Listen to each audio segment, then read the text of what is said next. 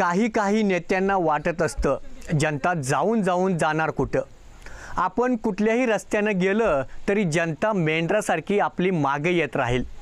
अनेक वेळा असं घडते, पण प्रत्येक वेळी तसंच घडेल असंही नसतं. मोहोळ तालुक्यात असंच काही घडलं. जनतेला गृहीत धरून नेत्याने मनाला वाटेल असं तो मार्ग निवडला, पण जेव्हा मागं वळून पाहिलं तेव्हा कोणीच नसल्याचं दिसलं. अखेर या नेत्याला जनतेच्याच मागं धावण्याची वेळ का आली आहे?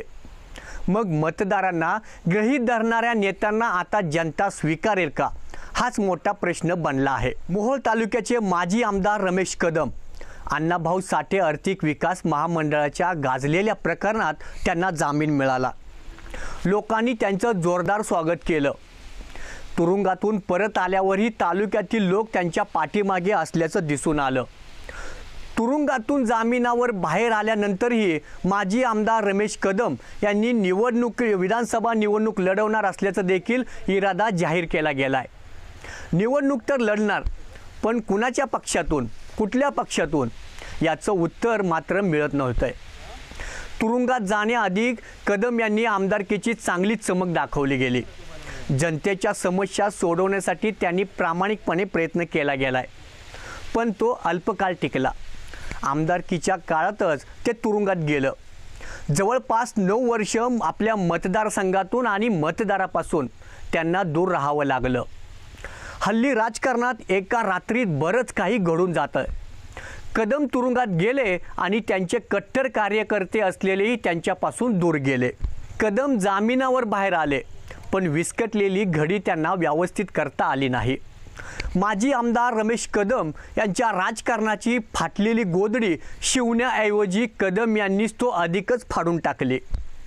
लोकसभा निवडणुकीत त्यांनी अचानक भाजपला पाठिंबा दिला.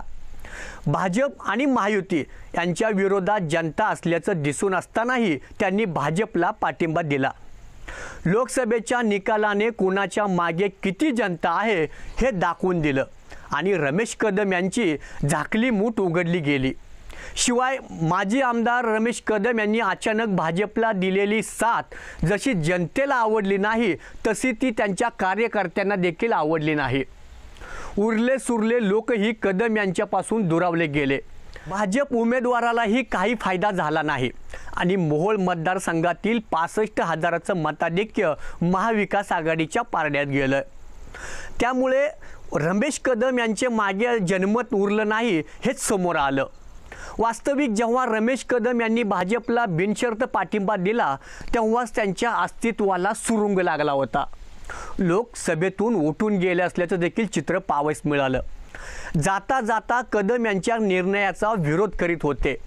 कार्यकर्त्यांनीही भाजपसोबत जाणं त्यांना मान्य नव्हतं. कदम यांनी याकडे गंभीरपणे पाहिलं नाही. लोकांना गृहीत धरलं, पण जेव्हा लोकसभेचा निकाल आला तेव्हा कदम यांचं देखील डोळं उघडले. मग काय, खोबरं तिकडं चांगलं. महाविकास आघाडीची चलती आहे.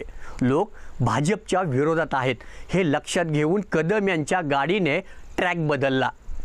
लोकसभेत भाजपला पाठिंबा देणारे रमेश कदम आता महाविकास आघाडीचे उंबरठे झिजवायला लागले आहेत. शरद पवार पक्षाचे प्रदेशाध्यक्ष जयंत पाटील आणि त्यांच्या वाह्या शरद पवार या भेटीसाठी ते धडपड करताना दिसू लागले आहेत. अर्थात त्यांना राष्ट्रवादीने फारशी किंमत दिल्याचं देखील दिसत नाही. कदाचित त्यांची अवस्था न घारका ना घाटका अशीच होण्याची शक्यता आहे. लोकांना गृहीत धरलं की लोकही नेत्यांना कसा इंगा दाखवतात हेच पुन्हा एकदा समोर आलं आहे. 2 महिन्यात भूमिका बदललेल्या या नेत्याला मोहोळची जनता पुन्हा एकदा स्वीकारेल का? या प्रश्नाचं उत्तर सध्या तरी नाही असंच दिसतंय. मग आता यापुढे काय? या प्रश्नाचं उत्तर पुढील 2 महिन्यात मिळणारच आहे.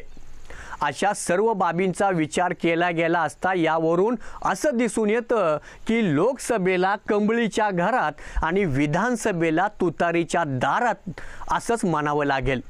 कॅमेरामन साहस भारत शिंदे, न्यूज इंडिया मराठी, मोहोळ.